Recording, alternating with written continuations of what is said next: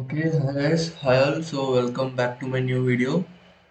ఈరోజు ఇది వచ్చేసి బ్లెండర్కి సంబంధించిన సిరీస్లో ఫోర్త్ వీడియో. ఈ వీడియోలో నేను మీకైతే బ్లెండర్లో రెండరింగ్ ఏ విధంగా చేయాలి అండ్ రెండర్కి సంబంధించిన సెట్టింగ్స్ గురించి అన్నిటి గురించి అయితే ఎక్స్ప్లెయిన్ చేస్తాను.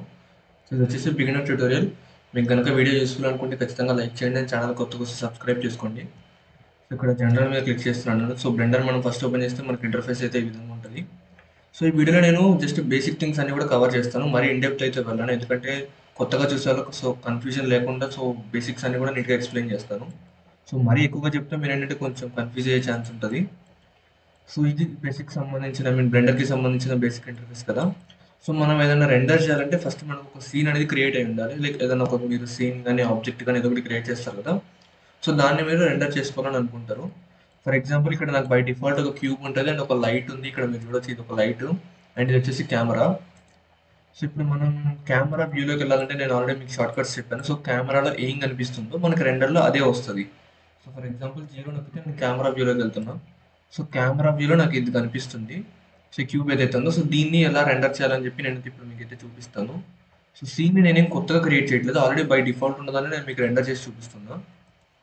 అండ్ కెమెరా యాంగిల్ నుంచి బయటికి రావాలంటే మళ్ళీ 0 ప్రెస్ చేయడమే. చాలా సింపుల్ ఇది. ఈ షార్ట్ కట్స్ అన్ని కూడా నేను ప్రీవియస్ వీడియోలో చెప్పాను. ఇప్పుడు మీరు రైట్ సైడ్ కనుక ప్రాపర్టీస్ ప్యానెల్‌లోకి వస్తే ఇక్కడ మీకు ఒకటి టూల్ బార్ కనిపిస్తుంది. దాని కింద రెండర్‌కి సంబంధించిన ఆప్షన్స్ ఉంటాయి. ఇక్కడ దీని మీద క్లిక్ చేస్తే ఇక్కడ మీకు మొత్తం రెండర్‌కి సంబంధించిన ఫీచర్స్ అన్నీ కూడా కనిపిస్తుంటాయి. ఇక్కడ రెండర్ ఇంజిన్ మీరు సెలెక్ట్ చేసుకోవాల్సి ఉంటుంది ఫస్ట్. ఇవి ఏంటంటే కొంచెం రెండరింగ్ ఫాస్ట్ అవుతది అండ్ లో ఎండ్ పీసీస్‌కి బెస్ట్. బట్ అలానే దీంట్లో క్వాలిటీ అంత గొప్పగా ఉండదు. మీది లో ఎండ్ పీసీ అయినా సరే నన్ను అడిగితే మీరు మోస్ట్‌లీ సైకిల్స్ ప్రిఫర్ చేయండి. సైకిల్స్ ఏంటంటే కొంచెం టైం ఎక్కువ తీసుకున్నా కూడా మీకేంటంటే మంచి క్వాలిటీ రెండర్స్ వస్తాయన్నమాట బయటికి. సైకిల్స్ తీసుకోండి. అండ్ సెకండ్ ఆప్షన్ ఏం మార్చొద్దు మీరు. ఇక్కడ కొన్ని సెట్టింగ్స్ మాత్రమే మీరు చేంజ్ చేయాల్సి ఉంటుంది. అన్నీ మార్చాల్సిన అవసరం లేదు. వెయిట్‌ని చేంజ్ చేసుకుంటే మీకు రెండరింగ్ అనేది లైక్ ఫస్ట్ ఏంటంటే system is out of GPU memory అని వస్తుంటది. ఎందుకంటే లైక్ లో ఎండ్ పీసీ వాళ్ళకేంటంటే 4 జీబీ గ్రాఫిక్ కార్డ్ ఉండొచ్చు. లేదంటే కొంతమంది గ్రాఫిక్ కార్డ్ కూడా ఉండకపోవచ్చు. అలాంటి వాళ్ళకేంటంటే మీకు రెండరింగ్ చేసేటప్పుడు ఒక్కోసారి system is out of GP memory అని గానీ, లేదంటే సాఫ్ట్‌వేర్ క్రాష్ అవ్వడం గానీ జరుగుతుంటది.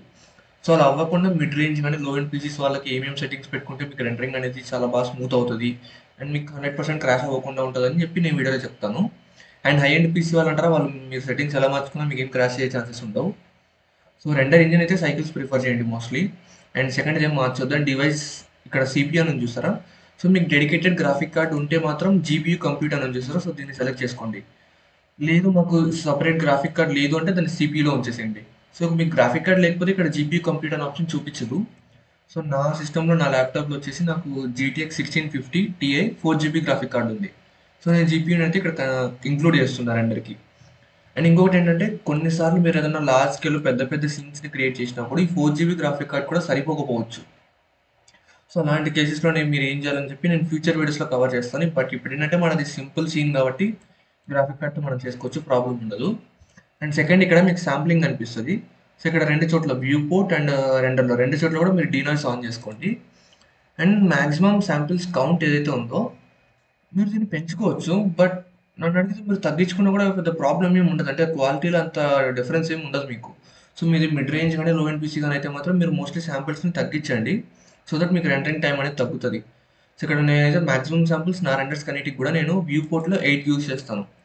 మాక్సిమం శాంపిల్స్ ఏవైతే ఉన్నాయో మనం 1000 నుంచి 8 చేస్తున్నాం.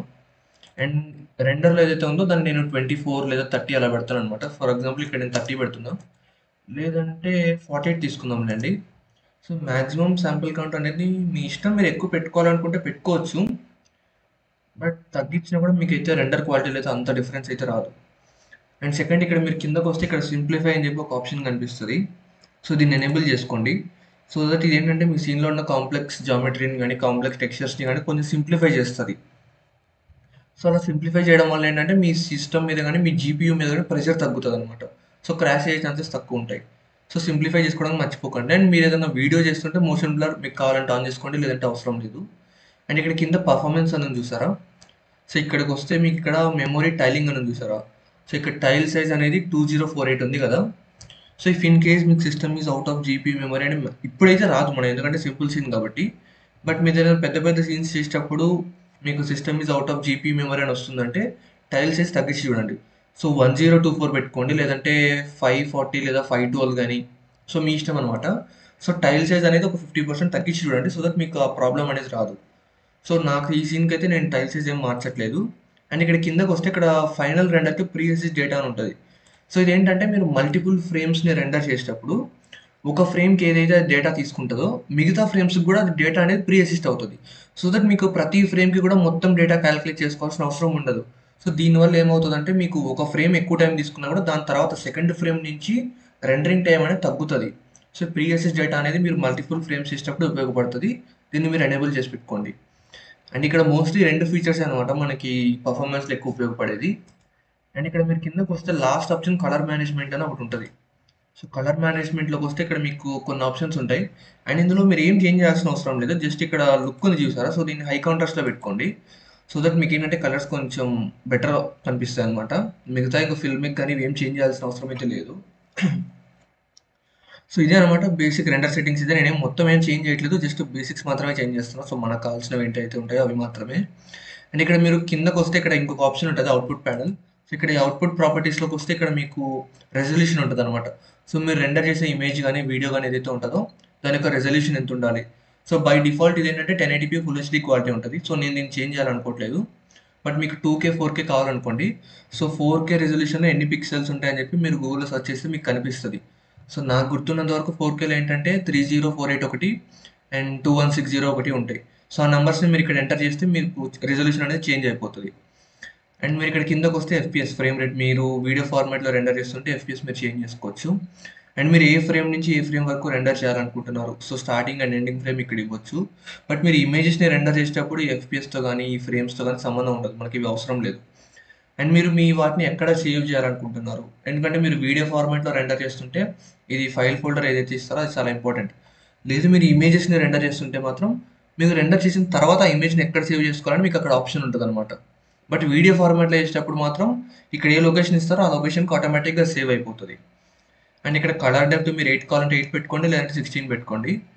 అండ్ ఇక్కడ ఆల్రెడీ కలర్ మేనేజ్మెంట్ మనం పైన ఉన్న ఆప్షన్స్లో ఇచ్చాం కాబట్టి ఇక్కడ మనం చేంజ్ చేయాల్సిన అవసరం లేదు. సో ఇదే అనమాట అవుట్పుట్ ప్రాపర్టీస్ వచ్చేసి. ఇక్కడ కూడా మీరు మరీ ఎక్కువగా చేంజెస్ చేయాల్సిన అవసరం అయితే ఉండదు. సో ఒకటి వచ్చేసి రెండర్కి సంబంధించిన సెట్టింగ్స్ అండ్ రెండోది వచ్చేసి అవుట్పుట్కి సంబంధించిన ప్రాపర్టీస్. సో ఈ రెండు చాలా ఇంపార్టెంట్. సో వీటిని కొంచెం మీరు అడ్జస్ట్ చేసుకుంటే మీకు నచ్చినట్టు మీకు మంచి అవుట్పుట్ అయితే వస్తుంది.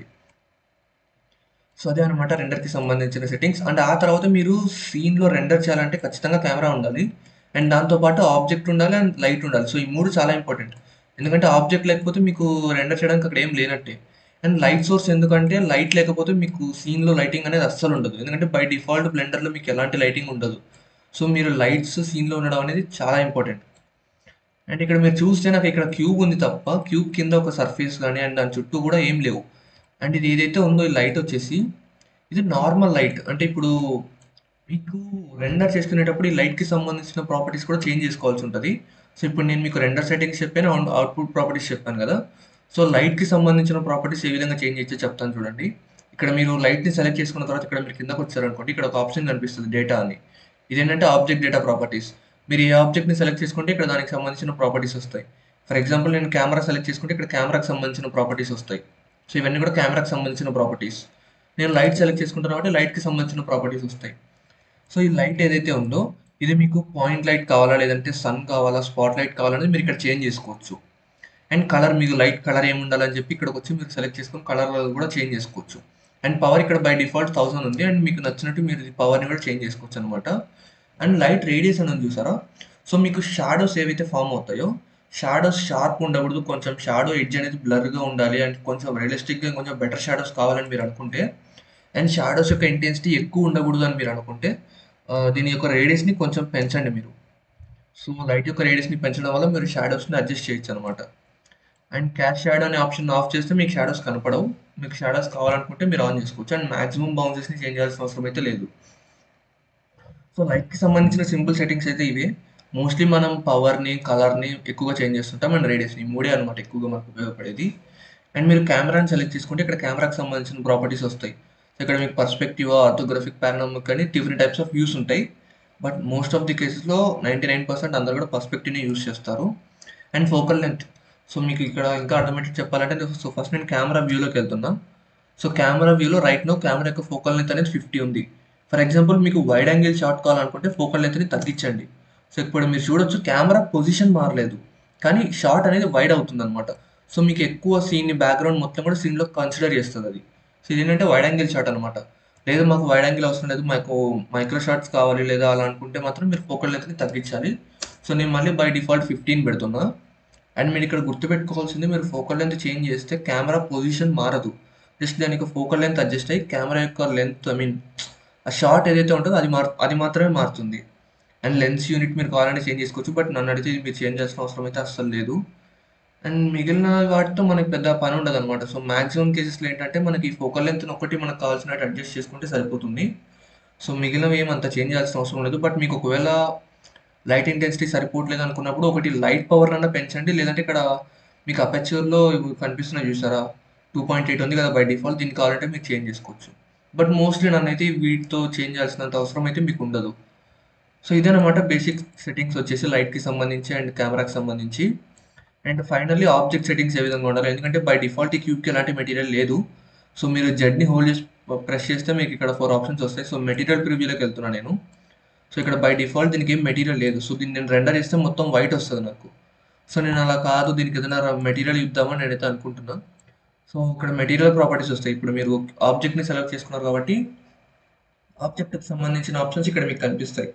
సో ఇక్కడ బై డిఫాల్ట్ ఒక మెటీరియల్ వైట్ అయితే ఉంటుంది. సో మీరు దాని కలర్ కావాలంటే చేంజ్ చేయొచ్చు, లేదంటే మెటీరియల్ కూడా కంప్లీట్గా చేంజ్ చేసి కొత్త మెటీరియల్ని మీరు ఇక్కడ క్రియేట్ చేయొచ్చు. బట్ నేను ఏంటంటే ఆల్రెడీ మీకు ఫ్రీగా మెటీరియల్స్ ఎక్కడ దొరుకుతాయని నేను ప్రీవియస్ వీడియోస్లో చెప్పాను, ఫస్ట్ 3 వీడియోస్లో. సో ఇది బ్లెండర్ కిట్ యాడ్ మనకి ఫ్రీగా మెటీరియల్స్ అయితే దొరుకుతున్నాయి. సో నేనైతే ఇప్పుడు కొత్త మెటీరియల్ని క్రియేట్ చేయకుండా, సో బై డిఫాల్ట్ వీడి ఇచ్చే మెటీరియల్స్లో ఏదో ఒక దాన్ని యూస్ చేస్తాను. సో ఇక్కడ ఇది ఓక్ వుడ్ ఉంది, సో దీన్ని యూస్ చేద్దాం అనుకుంటున్నాను నేను. సో దాన్ని క్లిక్ చేసి డ్రాగ్ చేసి ఇక్కడ వదిలేస్తున్నా. సో 2 MB 2K రిజల్యూషన్, అది డౌన్లోడ్ దీనికి అయితే అప్లై అవుతుంది. సో ఇక్కడ మీరు చూడొచ్చు, సో మెటీరియల్ అనేది మనకి నీట్గా అయితే అప్లై అయిపోయింది. అండ్ దీని స్కేల్ కూడా నన్ను అడిగితే కాస్త కరెక్ట్గానే ఉంది. సో నేను దాన్ని కూడా చేంజ్ చేయాలనుకోవట్లేదు. సో మెటీరియల్ని ప్రాపర్టీస్ ఏ విధంగా మార్చాలి, ఎందుకంటే ఇది మెటీరియల్ మనం క్రియేట్ చేయలేదు, ఇది మనం ఒక యాడ్ ఆన్ నుంచి తీసుకుందాం మెటీరియల్ని. బట్ ఈ మెటీరియల్ యొక్క ప్రాపర్టీస్ని మనం చేంజ్ చేయొచ్చు, లైక్ స్కేల్ పెంచడం, తగ్గించడం, రొటేషన్ మార్చడం. సో ఇలాంటి బేసిక్స్ని మనం చేయొచ్చు అనమాట. సో అవి ఎలానో లాస్ట్ వీడియోస్లో చెప్పాను, అండ్ ఫ్యూచర్ వీడియోస్లో మళ్ళీ ఒకసారి చెప్తాను. బట్ ఇప్పుడు ఈ క్యూబ్ పరంగా అయితే నాకు అవసరం లేదు కాబట్టి ఇప్పుడు నేను దాన్ని తీసుకోవట్లేదు, ఎందుకంటే వీడియో లెంత్ ఎక్కువ అవుతుంది ఇట్లా ప్రతి ఒక్కటి చెప్పుకుంటూ వెళ్తే. సో మనం మెయిన్ ఫోకస్ రెండరింగ్ గురించి కాబట్టి దాని గురించి ఎక్కువ చెప్తాను. సో క్యూబ్కి మనం ఒక మెటీరియల్ కూడా ఇచ్చాము. సో ఇప్పుడు నన్ను అడిగితే ఆల్మోస్ట్ మనం రెండరింగ్కి కావాల్సినవన్నీ కూడా మనం సెట్ చేసి పెట్టుకుందాం. సో ఇంకా ఫైనల్ రెండరింగ్కి వెళ్ళడమే ఒకటి ఆలస్యం. సో నేనైతే కెమెరా వ్యూలోకి వెళ్తున్నా.